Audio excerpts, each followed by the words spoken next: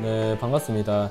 자, 시간에서 재밌는 흐름이 좀 나오고 있습니다. 지금 일단 두산 에너빌리티를 제가 체크를 해드리려고 하는데, 사실 두산 에너빌리티 말고도 G2 파워라던가 한신기계라던가 에너토크 등등 시간의 강세가 원전을 중심으로 지금 나오고 있는 모습이 확인이 됩니다. 보성파워텍도 시간의 상한가를 간 모습이고요. 지금 원전 관련주들이 좀 다발적으로 반응이, 일진파워도 마찬가지고 좀 강세가 나오고 있는데, 최근에 원전 관련주들이 좀 분위기가 타기 시작하긴 했습니다. 뭐 시장 변동성이 강했지만 이렇게 바닥을 체크하고 나서 올라오는 모습이 나와주었는데, 일단은 두산 에너빌리티 제가 좀 체크를 드리려고 하는데, 왜 두산 에너빌리티를 체크하냐라고 한다면, 일단 기본적으로 체코 세일즈라던가 이런 원전 사절단에 있어서 가장 중심이 되는 기업이 두산 에너빌리티입니다. 뭐 SMR 측면에서도 그렇고요.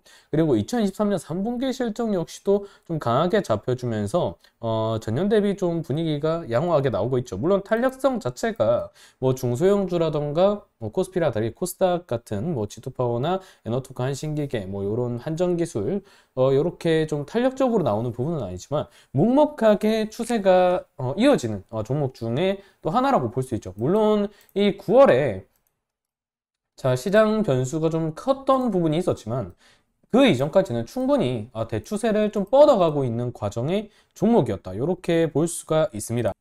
그러다가 이제 9월에 좀 어느 정도, 9월 이전이죠. 네, 9월 이전에 좀 시세가, 약세가 보여지는 듯한 모습이 8월부터 조금씩 보이다가 9월 들어서면서 이제 시장 폭락기가 연출되었죠. 그 시점이 형성이 되면서 사실 두산 에너빌리티 뿐만이 아니라 전반적인 원전주들 그리고 시장 내 개별주들이 차트가 훼손되는 흐름이 이렇게 나와주었는데, 최근에 이렇게 대추세가 빠지는 자리에서 마찬가지로 저항 테스트 한번 하고요. 그 이후에 밀렸다가 다시 한번 잡아주면서 돌파 이후에는 이제는 매물대를 벗겨내기 위한 자리까지 왔다라는 겁니다. 이 흐름이 실적까지 기반이 되었죠. 이 포인트에 맞춰서 원전 10기 추가 지시가 대통령으로 하여금 나왔다, 이렇게 내고 있는데, 사실상 대통령실에서는 지시 여부에 대해서 산업부 관련 담당자가 모르는 일이라고 얘기를 했기 때문에 어느 정도 좀 쉬쉬하는 그런 분위기, 그리고 단독 보도기 때문에 사실상 단독 보도는 변수가 많죠. 그렇게 변수를 좀 놓고 볼 수도 있는 부분이지만, 실제로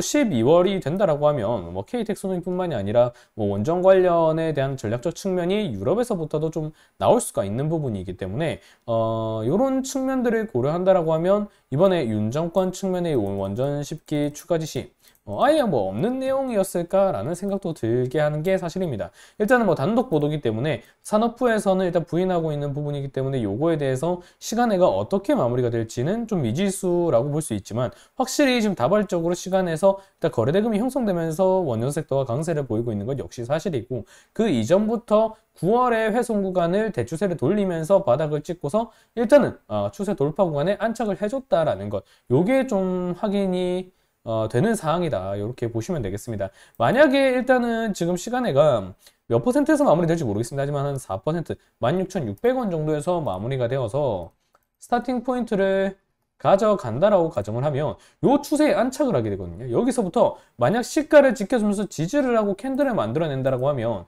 지금 요 자리가 지지로 밟힐 수 있는 구간이 얇은 박스로 확인이 됩니다. 자, 이렇게 확인을 할 수가 있습니다. 물론 변수는 좀 있지만 이렇게 확인을 할 수가 있기 때문에 요 구간에 안착만 해주는 흐름이 나온다라고 한다면, 충분히 다시 한번 대추세를 돌려갈 가능성이 큰 틀에서 봤을 때도 나올 여지가 있다라는 거죠. 이미 요 추세를 벗겨내는 자리에 안착 포인트를 둘 수 있기 때문에 기대를 해볼 수가 있다라는 데 좀 집중을 해야 됩니다. 적어도 원전 관련해서는 결국에 윤 정권이 좀 들어서 있는 입장에서 본다면 꾸준히 제로성은 내년에 체코 세일즈 측면도 있기 때문에 반복해서 좀 부각이 될 수가 있는 부분이기 때문에 언제는 좀 집중을 해봐야 되는 부분이고요.